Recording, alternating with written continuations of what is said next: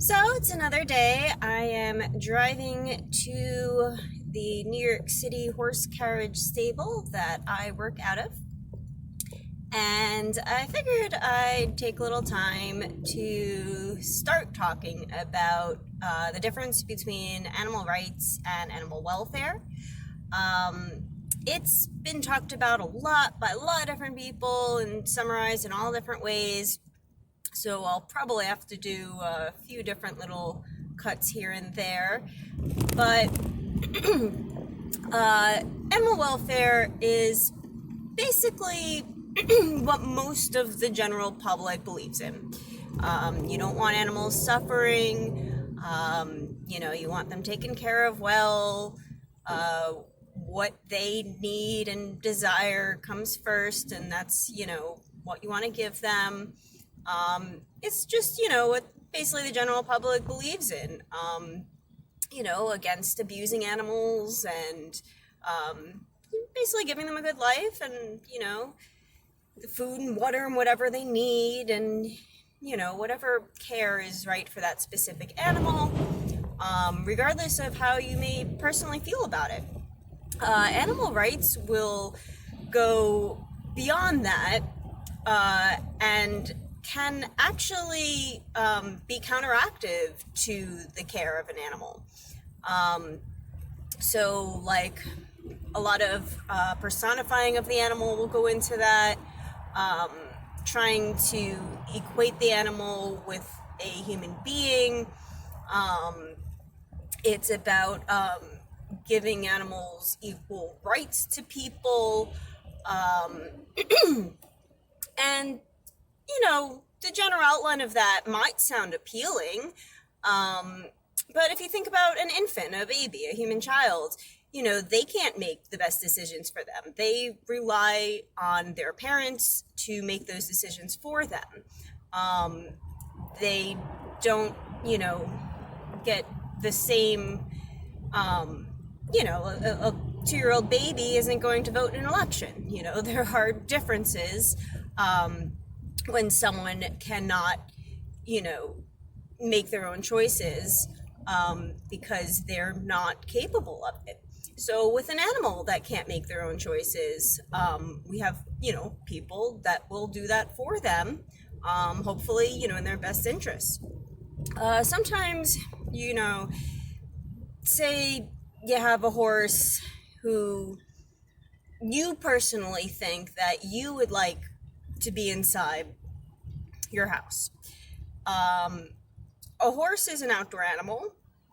They probably don't want to be indoors. In most cases, most horses, they want to be outside. So you can't really go into this thinking about, well, I would want things to be this way. You're a human being. So therefore, I think my horse wants this too. No, your horse does not want the same thing as you.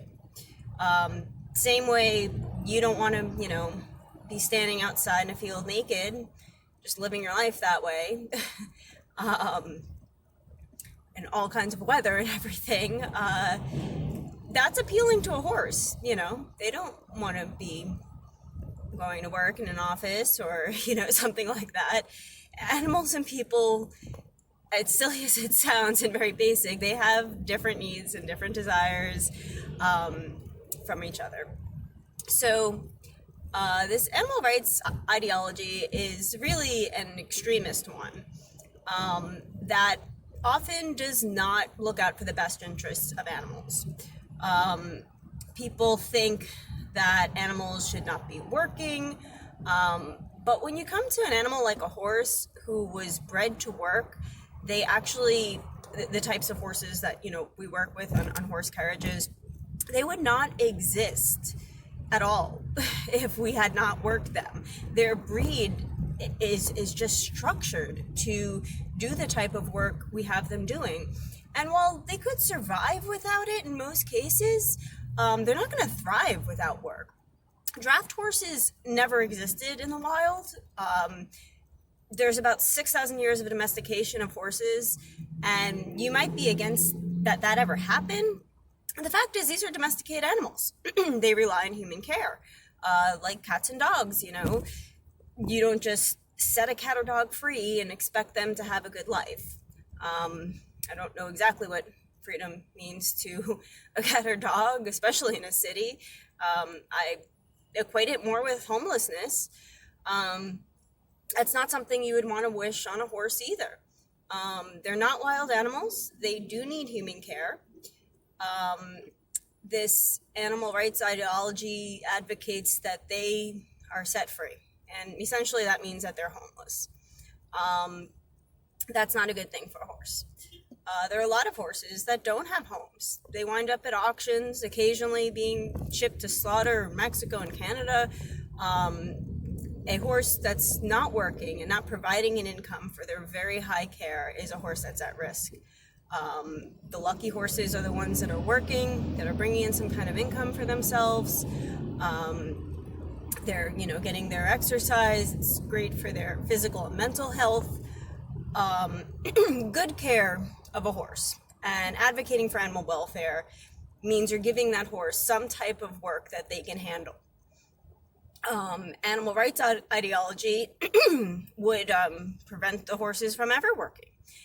They believe in this kind of separation between people and animals, where, animal welfare advocates believe that humans and animals coexist and should interact with each other. And, we have these domesticated animals that we now owe it to do the right thing and care for them. They do not want to be separated from people. So this whole notion that, it's better to support animal rights and all this stuff, it's not the same thing as animal welfare. So anyone that works with an animal is an animal welfare advocate, an animal person. Animal rights supporters are just on this extremist side of things, basically like PETA, if you've heard of them, PETA. They're probably the most well-known animal rights group. They are often known for some extremist stunts. This is a group who will, bomb a place that has animal testing.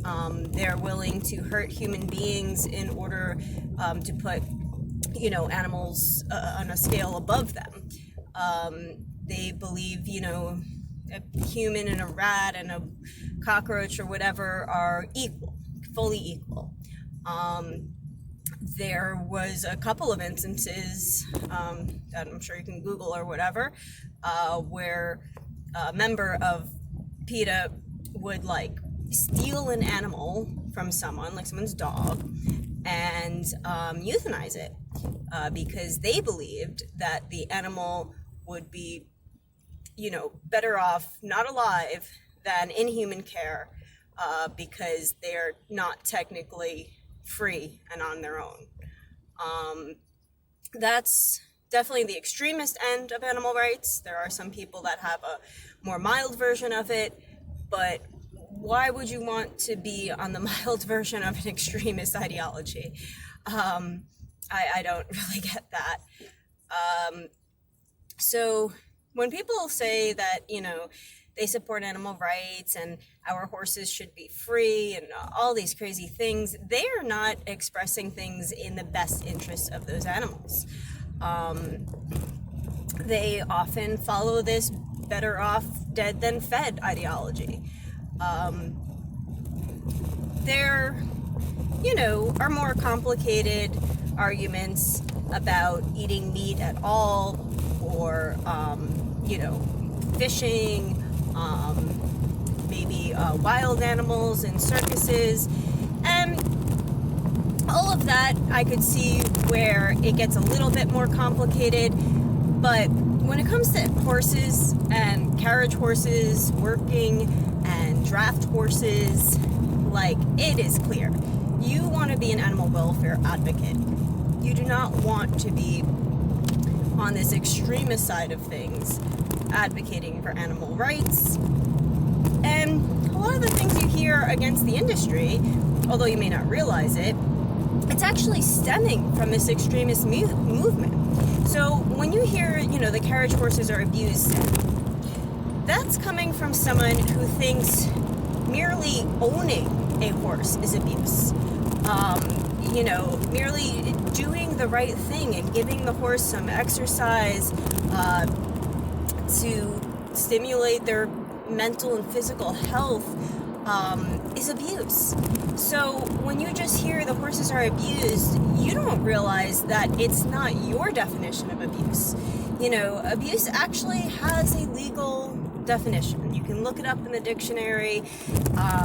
It's basically, depriving that animal of care in some way. And if you don't know what the proper care of a horse is, you can't go around calling it abuse.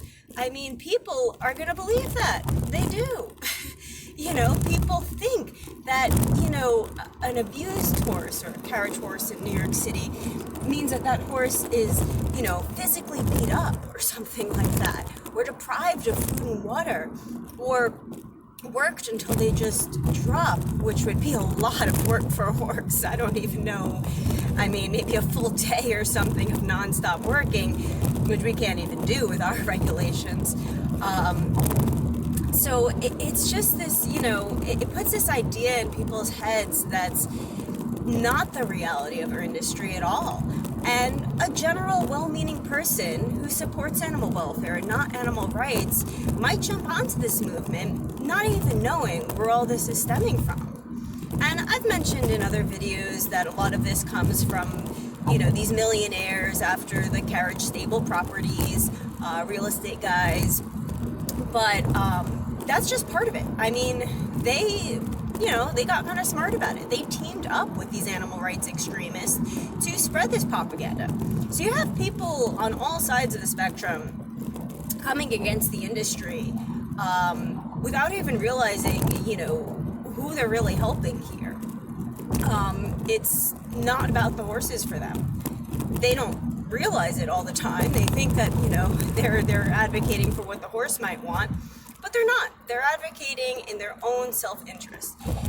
Animal rights is kind of about what people feel best about an animal. It has nothing to do with doing something that actually makes the animal feel best themselves. I will try to explain the body language of our horses sometimes to someone because they believe that the horse looks sad, because they don't understand the body language of a happy horse. And when, you try to explain it, they just kind of shut down. As I've mentioned before, you can't just change someone's opinion if they're not open-minded to getting this new information and having their opinion evolve. So you will get these, people that just have this idea about what the life of the horse is like, and then, just project everything onto them of their own feelings. So, they think this horse looks sad, so they might start advocating that you do something different for that horse, but that horse was never sad. So you're not advocating for what the horse wants, for what is best for that horse. You're just looking at a horse, thinking and feeling that it looks sad. And so you're trying to make decisions about that horse's life that aren't going to end up being the best decisions. It's based on you feeling like the horse is sad when the horse is not sad. And the big problem with that is it winds up getting into our politics. Politicians that are far removed from horses will make laws about their lives. And this can be disastrous because you'll have equine veterinarians and people who have devoted their lives to working with horses go in and say, these are the best ways to care for a horse. And you have a politician who is representing the general public. None of these people know anything about horses, and they are saying, well, we just want things to be this way or that way. And they will pass laws in favor of what the majority is asking for, not what the majority of equine professionals are asking for. And that's really dangerous to the lives of horses and animals everywhere. And this goes on all the time. And some people think that they are the voice for the voiceless. But horses, most animals, don't have any trouble communicating what they feel and what they want to people. If you know how to read their body language and their actions and their expressions, they tell you how they're feeling. They tell you what they want to do. If to a horse person, it's obvious. To passerby, it's never really worked around horses very much. They may completely misread that. So the people who really can best advocate for horses are the people who are with them on a daily basis, the people who work with them, the people who care for them. They're the true animal advocates. It's not these animal rights extremists who are just projecting their own feelings onto these animals and, misreading them. And it's not right to have someone like that as their voice. The horses have no trouble speaking for themselves. They may not be speaking a language that you understand, but it should be, translated by the people who do understand that language. And those are the people who should be deciding what's best for them and, how they should be living their lives. It's not the people who can't read them, who think that they can't speak for themselves.